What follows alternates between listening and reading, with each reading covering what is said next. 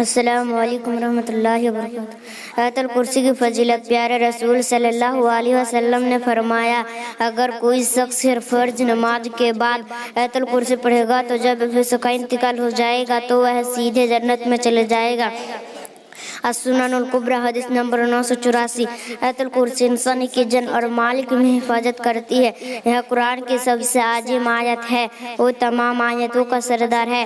آیت الکرسی ہے، اللہ لا الہ الا هو الحی القیوم لا تأخذہ سنۃ ولا نوم لہ ما فی السماوات وما فی الارض من ذا الذی یشفع عنده الا بإذنہ یعلم ما بین ایدیہم وما خلفہم ولا یحیطون بشیء من علمہ الا بما شاء وسع کرسیہ السماوات والارض ولا یئودہ حفظہما وہو العلی العظیم۔